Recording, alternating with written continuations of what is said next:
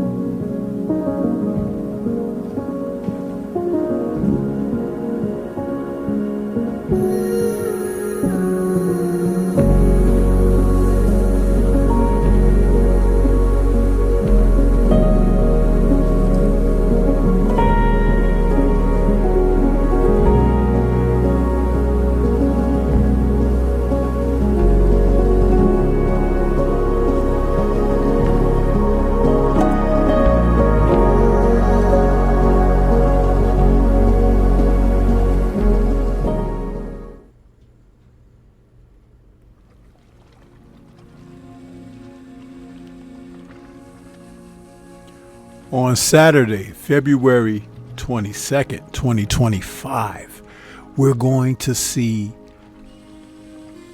an exciting rematch between two of the best light heavyweight champions in this present day era, when Artur Beterbiev takes on Dmitry Bivol for the second time.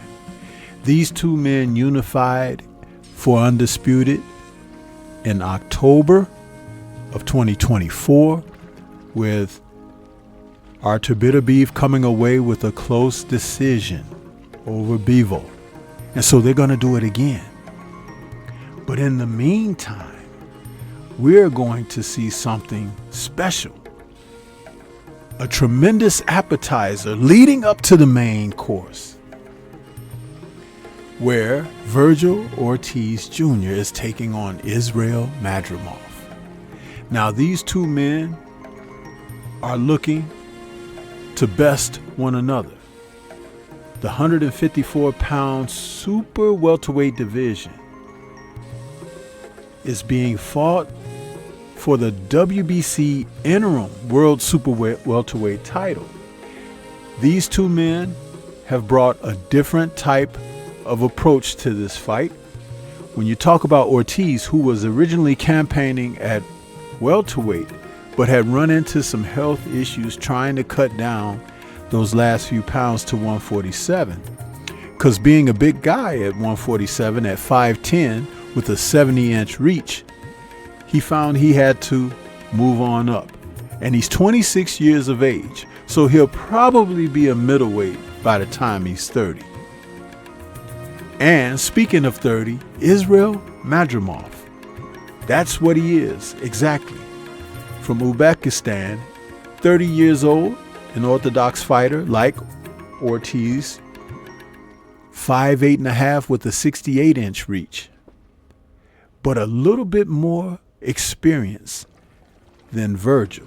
Now, Virgil has the luxury of having trained in gyms where there are prominent professional fighters. Israel Madrimov has the fortune of being an outstanding amateur fighter and only has 12 fights professionally, but the experience is far greater.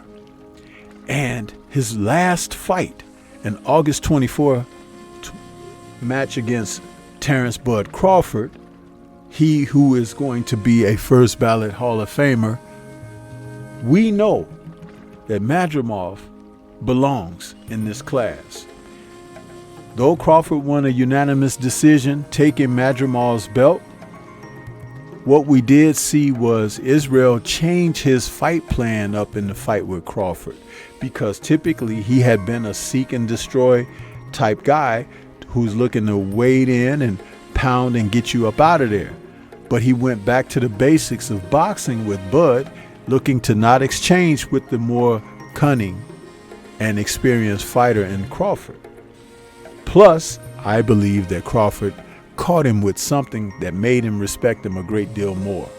You see, looks can be deceiving, just like a lot of people out here have been deceived by what they see with boxing and what they hear. But I digress. Ortiz, fresh off of a majority decision victory in August of 2024 over Sergey Bohachuk, and I did not feel that he won that fight. He was dropped twice. And Bohachuk picked a lot of Ortiz's punches off on his gloves. But I do give credit to Ortiz, given the impression that he was busier.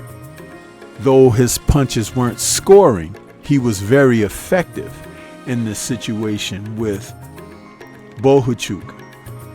But Bohachuk, even after that fight, is right back in the thick of things, as he's found himself ready for possibly the winner of this fight or one of the other fighters in the division, but he's there to stay. I wouldn't be surprised if Madrimov is the victor here, Bohachuk goes right into a fight with he. Or if Virgil wins the fight, he would seek a rematch with Virgil. But would Virgil want Sergey? See, that's the thing. Now, I know that Virgil has some shortcomings. They have been exploited more than once. And the most recent was against Bohachuk. But when he took on Egidius Kavaliauskas back in August of 2021, though he won that fight with a TKO stoppage, Kavaliauskas was able to do something to turn me on to the fact that Virgil doesn't always react to clean shots landing very well. And I believe that Madrimov is a very good finisher. Now, the impression may be that Virgil is a better finisher, but against lesser opposition. This is an interesting chess match because I do believe the more versatile of the two would happen to be Madrimov. And that Virgil's people are very confident in his abilities, putting him in with his record of 22-0 against Madrimov's 10-1-1. The 21 KOs could be deceiving. Once again, I've talked about this. When you have a fighter who gets people out of there, the next step is to teach him how to fight over extended rounds, to teach him how to fight against guys who could take his shots, to teach him how to fight against guys who can be busier than he. Virgil hasn't fought enough of those type of fighters. And when he has fought guys who have shown a bit of different athletic dimensions, like Thomas Delore, okay, or Frederick Lawson, those fighters didn't have world-class competitiveness. And though Delorme has had success in his career in the past, by the time he faced Virgil, it was not a mistake to think that Virgil will take care of him, and that's exactly what he did. A first-round stoppage. Now, Madrimov, on the other hand, the fight with Crawford told us so much more, because in his 10 victories, he's got 7 stoppages. But it's the way that he fights. He can go after you. He could set traps. He could box you. The more versatile fighter, the fighter who makes the adjustments and can find himself adjusting to an adjustment, is typically the one who will come out on top. And that's how I see this fight, with Madrimov coming out on top with the victory. And this is not a slap or a stab at Virgil. What I'm saying is the more experienced fighter, not just because of the age, but because of what he has accomplished in his career, amateur-wise and professional. And Virgil has yet to become a real world champion. I think he's eager for that, but I do believe this is a tall order for him to fill. And he could learn a lot with receiving a loss on his record, because he should have lost the Bohuchuk fight by decision. He did not win that fight. So as we look forward to this fight, I expect Israel to set some traps, to test Virgil's patience, to see if he can get him to open up and expose his vulnerabilities, which I do believe Madrimov is very smart. See, Crawford was more gamey. He understood exactly what Madrimov was doing, and he didn't allow Madrimov to draw him off of his square. Madrimov, if he wanted to win that fight and retain his title, needed to do something to Crawford.